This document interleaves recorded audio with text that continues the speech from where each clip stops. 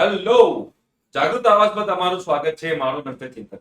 Yes, જે લોકો 12th પછી ડિગ્રીમાં એન્જિનિયરિંગમાં એડમિશન લેવાના છે એ લોકોને અહીંયા વસ્તુ બતાવીશ. એ જો તમારા એકાઉન્ટમાં આવી ગયું હોય તો પછી તમારે કોઈ ટેન્શન લેવાની જરૂર નથી. પણ જો ના આવ્યું હોય તો ખાસ વિચારજો અને હું કહીશ કે શું તમારે આગળ સ્ટેપ લેવાના છે. બરોબર છે. હવે અહીંયા આગળ આ જે એસીપીસી નું જે છે રજીસ્ટ્રેશન, એની ડેટ તો પતી ગઈ છે. ઓકે, અને 3 જૂનથી ચોઇસ ફિલિંગ સ્ટાર્ટ થાય છે કે તમારે કઈ કોલેજમાં કઈ બ્રાન્ચમાં જવું છે. તમારે મારી સાથે લાઈવ ચોઇસ ફિલિંગ કરવું હોય તો ડિસ્ક્રિપ્શન બોક્સમાં બેટા વોટ્સએપ ગ્રુપની લિંક છે, એમાં તમારે જોડાવાનું છે. એક વાર જોડાઈ ગયો તો બેટા બીજી વાર જોડાવાની જરૂર નથી. બરાબર, 10મા નંબરનું વોટ્સએપ ગ્રુપ છે.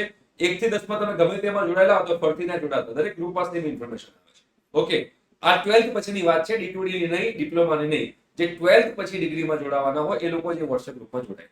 હવે બેટા એક વસ્તુ ધ્યાન રાખજો, તમે બેટા એસીપીસી નું કરાવ્યું છે રજીસ્ટ્રેશન, તો એના પછી તમે જોશો તો સ્ટાર્ટિંગમાં તમે જ્યારે 300 રૂપિયા કે 350 રૂપિયા પે કર્યા છે ત્યારે એવું લખેલું આવતું હશે કે your documentation verification has been pending, એટલે કે પેન્ડિંગ છે તમારું ડોક્યુમેન્ટ વેરિફિકેશન. તો એસીપીસી ના લોકો તમારા ડોક્યુમેન્ટ વેરીફાઈ કરે છે, અને જો ડોક્યુમેન્ટ વેરીફાઈ કરે અને જો ડોક્યુમેન્ટમાં કોઈ પ્રોબ્લેમ હોય તો ડિસ્ક્રિપન્સી ક્રિએટ કરે છે. એ પણ મેં વિડીયો બનાવી કાઢ્યો કે ડિસ્ક્રિપન્સી ક્રિએટ થાય તો શું કરવું અને કેવી રીતે તમારે ચેન્જ કરવું. જો તમારા ડોક્યુમેન્ટ બધા જ પરફેક્ટ હોય તો અહીંયા એવું લખેલું આવશે કે your document has been verified successfully by board, kindly print document verification letter. જો આ મેસેજ તમારામાં આવેલો હોય મતલબ કે તમે લોકો એસીપીસી માં ચોઇસ ફિલિંગ કરવા માટે એલિજિબલ છો. રાઈટ, જે લોકો ફેલ હશે એ લોકોને નહીં આપે. આ વસ્તુ તમે ધ્યાનમાં રાખવાની છે. જે લોકોને હજુ પેન્ડિંગ લખેલું આવતું હોય એ લોકો કોઈ ટેન્શન લેવાની જરૂર નથી. આજ નહીં તો કાલ એ કમ્પ્લીટ થઈ જવાનું છે. પણ જો તમારું આ ડોક્યુમેન્ટ વેરિફિકેશન કમ્પ્લીટ થઈ ગયું હોય તો લખ્યું છે kindly print document verification letter. તો ક્યાં છે? જો એ બાજુમાં લખ્યું છે પ્રિન્ટ ડોક્યુમેન્ટ વેરિફિકેશન લેટર. અહીંયા ઓપ્શન આવી ગયો છે. આ ઓપ્શન જે આવી જાય આ બધું ક્યાં મળે? તો તમે જ્યારે એસીપીસી માં લોગિન કરો છો ને બેટા, તો એસીપીસી માં લોગિન કર્યા પછી તો સિક્યુરિટી પિન નાખીને આગળ વધવાનું છે. એ સિક્યુરિટી પિન નાખીને આગળ વધશો એટલે આવું ઓપન થશે અને તમને એમ બતાવું તો ડોક્યુમેન્ટ વેરિફિકેશન લેટર કંઈક આવો તમને દેખાતો હશે. બરોબર, આ લેટર તમારી પાસે રાખવાનો છે.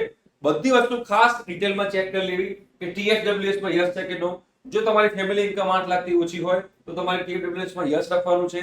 જો નો રાખ્યું હોય તો યસ કેવી રીતે કરવાનું એનો પણ આપણે વિડીયો બનાવી ચૂકેલા છીએ. રાઈટ, આ બધી ડિટેલ તમે એકવાર ચેક કરી લેજો અને ચેક કરીને તમારે જોવાનું છે કે તમારી ડિટેલ જે છે બધી નાખેલી છે કે નહીં. બરોબર છે. અને અહીંયા શું લખેલું છે કે એલિજિબિલિટી સ્ટેટસ બી બીટેક માં enable for counselling. Enable for counselling મતલબ કે તમે લોકો એસીપીસી ના ચોઇસ ફિલિંગ માટે એલિજિબલ છો એવું ત્યાં લખેલું છે. તો આ તમારો ડોક્યુમેન્ટ વેરિફિકેશન લેટર છે જે તમારી પાસે હોવો જોઈએ સેફ સાઈડ માટે. અને જો લેટર ડાઉનલોડ પર રહી ગયો તો કરી નાખજો, ના કર્યો તો પણ ટેન્શન લેવાની જરૂર નથી. જો તમારા લોકોને મેસેજ આવી ગયેલો હોય તો એ મેસેજ તમારી પાસે હોય તો તમારે કોઈ ચિંતા કરવાની જરૂર નથી કે ભાઈ your document has been verified successfully by board. બરોબર છે. હવે આ જે રાઉન્ડ 1 જે છે ને એ મોક રાઉન્ડ જ છે, ટેન્શન લેવાની જરૂર નથી. હવે તમારે શું કરવાનું? હવે આગળની પ્રોસિજર કઈ જ નથી. 3 જૂન સુધી તમારે લોકોએ વેઇટ કરવાનું છે કે ભાઈ 3 જૂને જેવી ચોઇસ ફિલિંગ સ્ટાર્ટ થશે એટલે અહીંયા આગળ તમારે અવેલેબલ ચોઇસ કેટલી છે બતાવશે. બરોબર, એ કેટલી છે શું છે બધી વસ્તુ આપણે વારાફરતી તમે લોકોને હું સ્ટેપ બાય સ્ટેપ સમજાવતો રહીશ. તમારે બેટા ચેનલ સબસ્ક્રાઇબ કરવાની બાકી હોય તો ફટાફટ ચેનલને સબસ્ક્રાઇબ કરી દેજો. ઠીક છે? Thank you so much. Bye bye.